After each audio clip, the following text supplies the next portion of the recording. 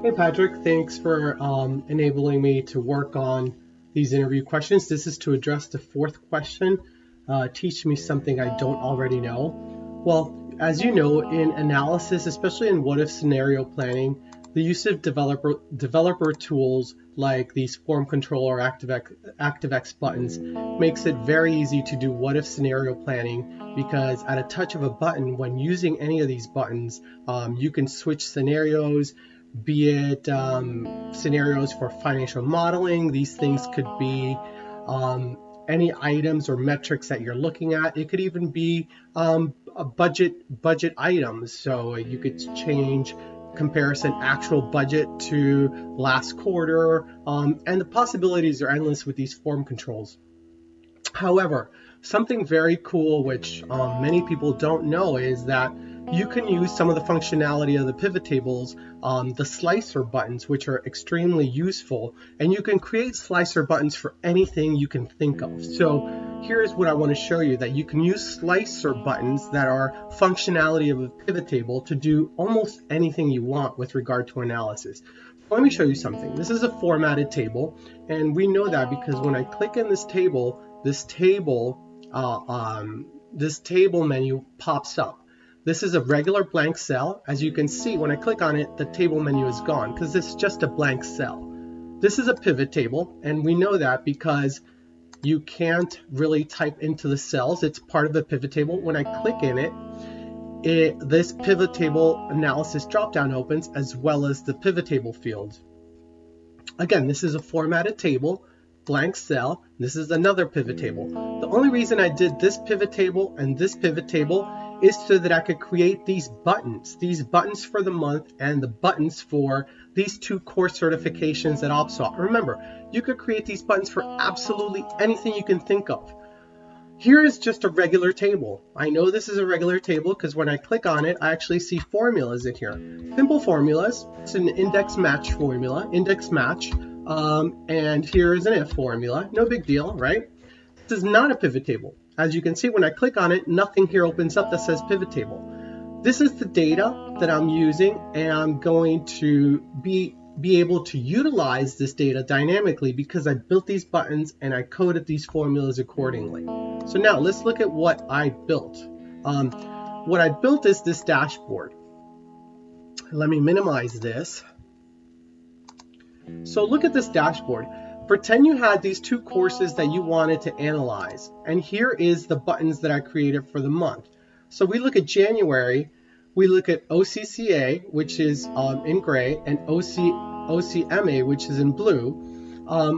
And when I expand the months, as you can see, we see performance. So the size of the bubble are the attendees or enrollment.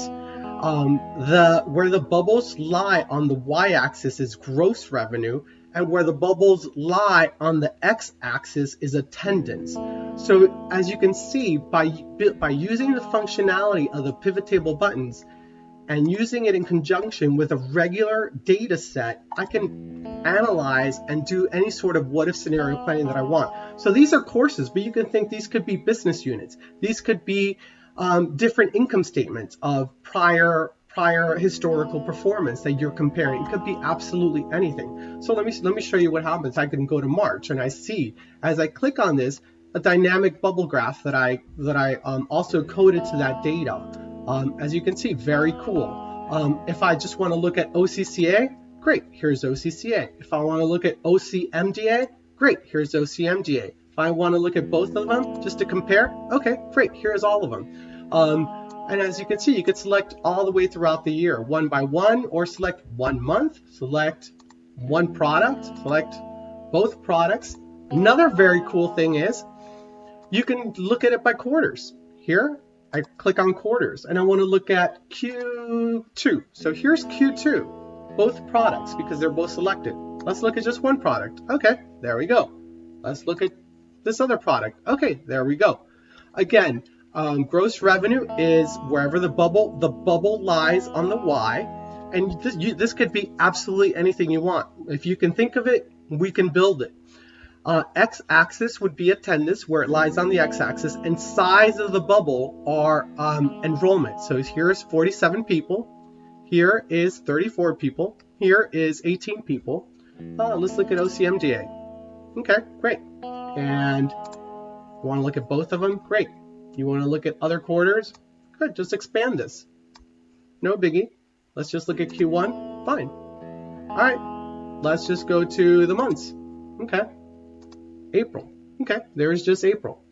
And if I had the data in such a way that I had it by day, you can look at it by day as well. Again, this is just the way to use functionality of the pivot table, which are these buttons I created. I code the buttons to absolutely anything I want.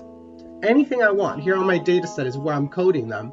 And I can create a dynamic dashboard or anything you want. You can think of this and use it for business units in a budget. You can use it for different income statements, different quarters in the income statement, and you're selecting quarters and comparing one quarter to the other at a touch of a button. So again, super useful, super cool if you know how to do it. Just what I wanted to show you, and I hope I've enlightened you a little bit. Thank you very much again for the opportunity.